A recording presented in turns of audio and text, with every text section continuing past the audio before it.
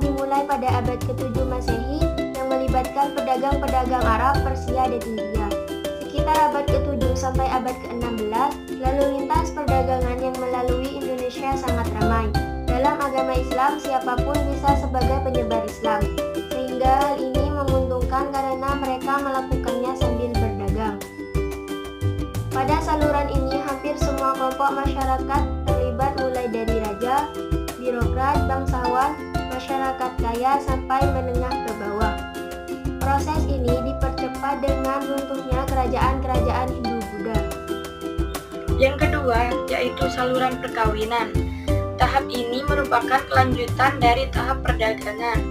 Para pedagang yang datang lama-kelamaan menetap dan terbentuklah sebuah perkampungan yang dikenal dengan nama pekojan.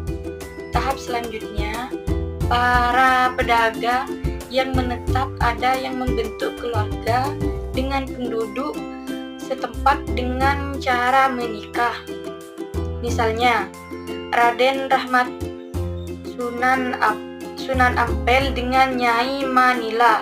Mengingat pernikahan Islam dengan agama lain tidak sah, maka penduduk lokal yang akan dinikahi harus memeluk agama Islam terlebih dahulu.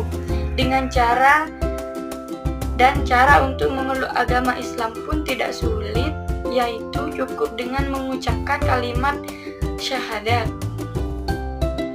Penyebaran agama Islam dengan saluran ini berjalan lancar, mengingat akan adanya keluarga Muslim yang menghasilkan keturunan Muslim dan mengundang ketertarikan penduduk lain untuk memeluk agama Islam.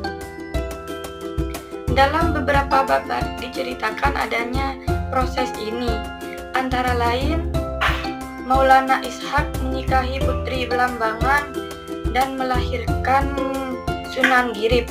Babat Cirebon diceritakan perkawinan antara putri Kuwunganten dengan Sunan Gunung Jati. Babat Tuban menceritakan perkawinan antara Raden Ayu Teja, putri Adipati Tuban dengan Syekh Abdurrahman. Yang ketiga yaitu saluran pendidikan. Pendidikan para ulama, kiai, dan guru agama berperan penting dalam penyebaran agama dan kebudayaan Islam. Para tokoh ini menyelenggarakan pendidikan melalui pondok pesantren bagi para santri-santrinya. Dari para santri inilah nantinya Islam akan disosialisasikan di tengah masyarakat. Pesantren yang telah berdiri pada masa pertumbuhan Islam di Jawa antara lain Pesantren Sunan Ampel di Surabaya dan Pesantren Sunan Giri di Giri. Pada saat itu terdapat berbagai kiai dan ulama yang dijadikan guru agama atau penasihat agama di kerajaan-kerajaan. Kiai Dukuh adalah guru Maulana Yusuf di Kerajaan Banten. Kiai Ageng Sela adalah guru dari Jaka Tingkir. Syekh Yusuf merupakan penasihat agama Sultan Ageng Tirtayasa di Kerajaan Banten. Penyebaran yang keempat adalah penyebaran kesenian. Islam melalui seni budaya dapat dilakukan melalui beberapa cara seperti seni bangunan, seni pahat, ukir, tari, dan musik. Saluran seni yang paling terkenal adalah pertunjukan wayang dan musik. Dasar figur Sunan Kalijaga. Sunan Kalijaga merupakan salah satu wali yang paling aktif menyebarkan Islam dengan menggunakan sarana wayang. Cerita wayang diambil dari kisah Mahabharata dan Ramayana. Tetapi oleh Sunan Kalijaga diselipkan tokoh-tokoh dari pahlawan Islam. Nama tertentu disebutnya sebagai simbol Islam, misalnya panah Kalimasada, sebuah senjata paling ampuh dihubungkan dengan kalimat syahadat. Pernyataan yang berisi pengakuan kepada Allah Subhanahu wa Ta'ala dan Nabi Muhammad. Sebagai rukun Islam yang pertama, pesan-pesan Islamisasi yang juga dilakukan melalui sastra. Misalnya, kitab Primbon pada abad ke-16 Masehi yang disusun oleh Sunan Bonang. Kitab-kitab tasawuf diterjemahkan dalam bahasa Melayu dan bahasa daerah. Babat dan hikayat juga ditulis dalam bahasa daerah dengan huruf daerah dan nara. Penyebaran Islam juga tidak dapat dilepaskan dari peranan para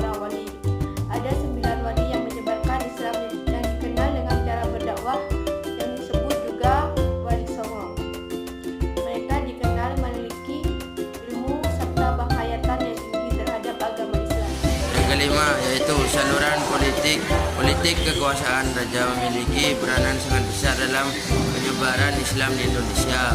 Ketika seorang raja memeluk Islam, maka secara tidak langsung rakyat akan mengikuti. Dengan demikian, setelah agama Islam mulai tumbuh di masyarakat, kepentingan politik dilaksanakan melalui perluasan wilayah kerajaan yang diikuti dengan penyebaran agama. Contohnya, Sultan Demak yang mengirimkan pasukannya di bawah Fatahillah untuk menduduki wilayah Jawa Barat dan memerintahkan untuk menyebarkan agama Islam. Tasawuf adalah ajaran untuk mengenal dan mendekatkan diri kepada Allah sehingga memperoleh hubungan secara langsung sadar dengan Allah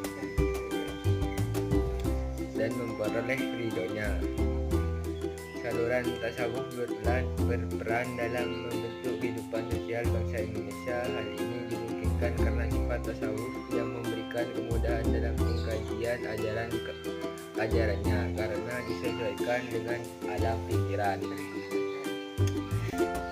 Bukti